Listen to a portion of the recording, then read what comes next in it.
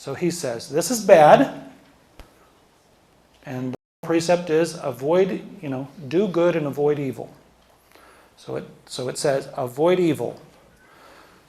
So the intellect says avoid evil. That means the will has to come into play. The will has to go and push back at the brain and say, stop. Why? Because the brain is the one who's going to make the actions happen in the body. Right? Does that make sense? Okay, so the will has to say, stop breathing so hard, slow down your heart, open your fist, step back, calm down. Okay, easily said, not easily done. Very easily said, not easily done. Okay, that's where something else comes into play. Virtue and values. Okay? A value is an intellectual construct in the brain that says this is the definition of what's good. Say here to be, who knows, calm. Be calm. The good thing is be calm when you're in a basketball game. You gotta learn to be calm when you're in basketball games, because otherwise you'll be getting in fights all the time. And coach has been yelling at me not to get mad when I'm playing. So have my parents. So have my teachers. Okay? So the will knows through the values that he has in the brain that he ought to do this thing. But a virtue is a skill. It's not a value. It's a skill. It's a practical knowledge. Practical knowledge. Virtue is practical. I have to know how not to lose my temper. Okay? How's this work? Think about a little child. You have, say, a boy, he's 3 years old. He has a little sister who's 1. And he's playing with some toys. He maybe has 10 toys here on the ground. And his little sister comes along and grabs one of the toys. So what's the little boy do? Well, he's jealous. He wants to grab the toy away from his little sister. He wasn't playing with it in the first place, but now he wants to grab it away from her. And mom or dad are sitting there, and they see him wanting to yank it out of his sister's hands. And the parent says, share your toys. Value. Share your toys. And he's like, because your little sister needs some toys and you weren't playing with them in the first place. Understand? And the boy's like, don't you love your sister? Okay, I love my sister. She can have the toy. Okay, so he learns that. Next time, same thing's happening. Next day, little girl comes. She wants to grab a different toy. And the little boy sees it. He starts to look, and then he looks over at his parent, looks over the parent, and the parent says, gives him a look. He says, okay, it's my little sister. I love my little sister. Okay. Next day, little sister comes again. He's playing with his toys, grabs one of the toys. He just rolls his eyes, looks at his parent, goes back and lets the little girl take the toy. Next day, little girl comes, wants to grab a toy. He just breathes. Okay, take the toy. Next day, girl comes, takes the toy. He's like, who cares? Okay? He developed a skill, little by repetition, of letting go of that greediness of holding on to the toy. It took practice. That's what a virtue is. It's a skill that's learned. It's a skill that's learned. The value is important. You have to really watch out when you have virtue programs in schools, because you can say, well, we explained virtue all this 1 week, and it's all done, right? Check mark. And it's all done, right? They all know what virtue is. No, they know what the value is, but they don't know what the virtue is. That takes practice. And that's why it has to be applied. Say you have a value of the virtue, who knows, fortitude in class. Okay, it's really the value. Fortitude, work through all your homework. Okay, so that doesn't come naturally. That comes, little boys and little girls, little boys, maybe I'm more of an expert on boys because I'm a boy and I understand boys because I'm a boy. Okay? Little boys have short attention spans. And in order to grow attention spans, they have to practice using their attention. And only after time does that attention span grow. So you can't just explain the fact that they have to have the fortitude to finish their homework. You have to actually go and say, okay, let's look at it in a step-by-step process. Remember, for the boys, it's a step-by-step process. One thing, next thing, next thing, next thing. Use their structure of mind. First thing you do, put your name on the paper, put the date. Okay, one thing done, yeah. Okay, now put the number and put all the information that you have for the exercise down. Okay, I have this information. Okay, now what? Okay, now you have to see which formula applies with these variables. Okay, this. Okay, now that'll give you the value of the variables. Okay, variables. Okay. Okay, now repeat that process. He repeats the process, repeats the process, repeats the process. Okay? You explain that in that systematic way, one thing at a time, and the boy will pick it up faster. And he learns by practice to repeat and repeat and repeat, and that develops what we call a virtue. Here it's the virtue of fortitude in the sense of overcoming his capacity for distraction. Okay? So, but this virtue, being so practical, happens in every part of life. So in schools, for example, in sports, this is really necessary too. You have a boy on a sports field, he has to do 100-yard dashes because he's going to apply that eventually in a game. So he goes, and you have the coach have him do 100-yard dashes, and he has to run all the way across the line. Not coast the last 2 steps. So he gets there, and you just push him right across the line. And you say, use your will to push yourself across the line. And you have to remind him, remind him, remind him. After he does it several times, he'll start to do it naturally. And he's forming a virtue. Okay, now, the theology part of it. One thing, if you teach religion here, what's the definition? What does grace do for the soul? You know? It enlightens the mind and it strengthens the will. Okay? Grace enlightens the mind and it strengthens the will. So grace goes here. It affects the soul.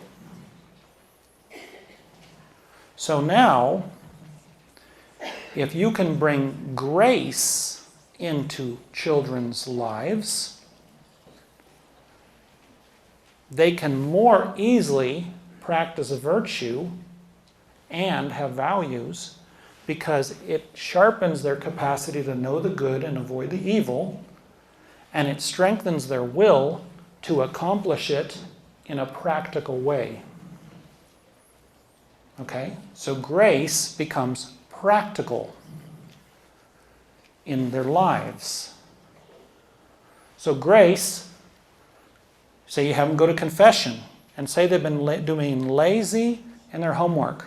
Maybe they've been fighting with people in school, and you're trying to have them learn the habits of holding their temper and working hard with fortitude on their classwork. If you teach them to examine their conscience, go to confession, and confess, for example, I've been lazy in school, I've been fighting with my siblings or fighting with my friends in class, that confession will literally help them see more quickly when they're falling into a bad habit, and will literally give them a strength of will to overcome it. Because it will affect this. Why? Because when I think about this, the soul, when it says on the will, don't hit the guy in the basketball game, that soul has to have a real power over the physical. Somehow the soul reaches down to the brain and makes the brain do something. Say, slow down its heart rate. It has to actually be able to do that. The soul has to have an effect on the brain. Okay? That's why this starts to... now here's some speculative theology. Think about the resurrection of the dead. What happens when a person is so full of grace that they're in perfect communion with God? What kind of power will they have over themselves and over the physical world through their souls? Okay, think about that. What is a glorified body in the resurrection? What is a glorified body? It's a body that through the soul is in perfect union with God. What is grace? Grace is the presence of God in my soul. In other words, God's grace, God's strength, helps someone to see something as good or evil. It's God's strength that allows them to see it. And God's will, joined to theirs, gives them the strength to do it, because it's God's strength working in their will. Now, if you are in perfect communion with God, what couldn't you do in the resurrection of the dead? Think about that. That's what grace does. There's such a perfect communion with another person that we actually use their strength. Why? Because it's their will too. And it's their knowledge too. That's what it is to be unified with God. So when man fell from grace, naturally, this became very weak. And virtues and vows became very hard to do because the intellect was darkened and the will was weakened. And so, if you know your catechism, your catechetics, we have a tendency towards evil. Why? For lack of grace, for lack of the strength of God in our life. Okay? So this all turns into our faith starts to affect our entire life. Okay? It starts to affect our entire life. In fact, Christ says it. You can't do anything without me. And the human race tries to do things without God. So we tend to live over here with our brains and with our bodies and act out our instincts. The minute you bring God into it, you literally change everything. And it affects the education process. Okay? So that's how the soul and the body work together. Okay? Now, where do you come in? Okay, one more thing here. This is the last subject I'm going to talk to you a little bit about. Is what I call roles. You are teachers. It's not a function. It's a role. You play a role in children's lives. What is a role? A function is, say, you want to take kids out to eat, you take them to McDonald's, you order a hamburger, they sit down, they throw the trash on the floor, and they walk away. Was dinner anything other? Was it dinner or was it a function? It's just a function of nutrition. When you sit down with kids and you say, use your knife and fork, don't talk with your mouth full, then the whole meal becomes an education process, correct? Then you played a role in their lives. It wasn't just a function, it was a role. Why do they let you play the role? They let you play the role because they see what you see as, see what you say is good. The minute they think you're good, then they will want to identify with it. So what's a role? A role is something we play in someone else's life that nurtures them by our example. The things that we do, they copy because they're good. They copy you because they see you as good. They can never see you as good if they don't think you love them. If they don't get the impression that you love them, you will never be able to teach them anything because they won't identify with you. They might do things out of fear. They might do things because they're going to get punished. But they are only trying to get it out of the way until you're out of the way. But if they see you as someone who loves them, then they will want to copy you because they see it as good. And the minute you judge something as good, your action says do it. Value it and do it. That's how the thing works. So they judge you as good. They say, I want to be like that. I had experiences with football coaches. I had a great football coach in high school. He really touched us. We would have done anything for that guy. I remember there was a time we were in a game. This is just a little side story, but I think I would have done anything for that guy because we felt that he really loved us. So we were in a game, we were playing the third-ranked team in the state, and we were pretty good that year. So we were down 15-17, and they had the ball. They were driving the length of the field. And at one point, Coach called us over, and he called the timeout. They were about the 40-yard line, and he just said to us, you stop them right now. And we're like, I remember it as clear as day. I said, okay, we're going to stop them.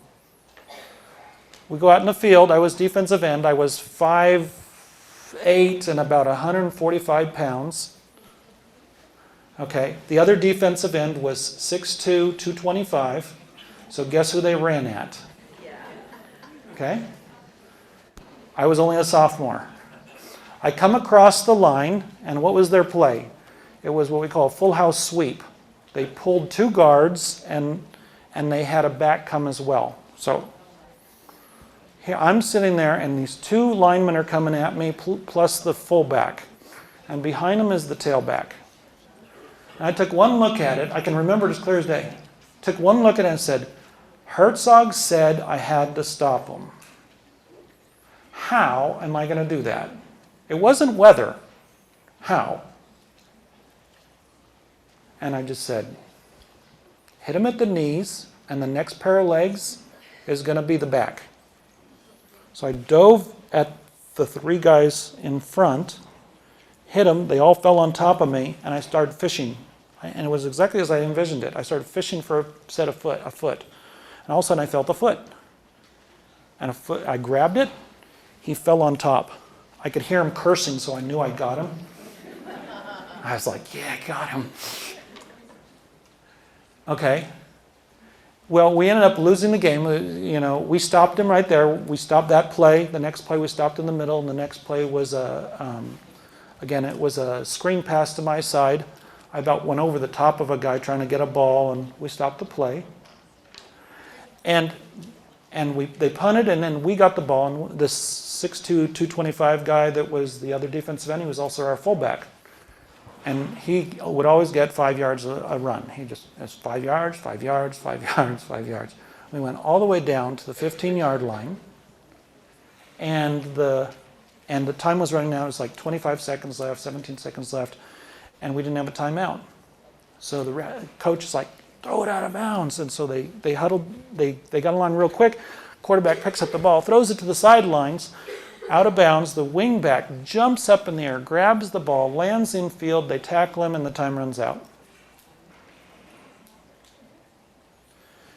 And we lose.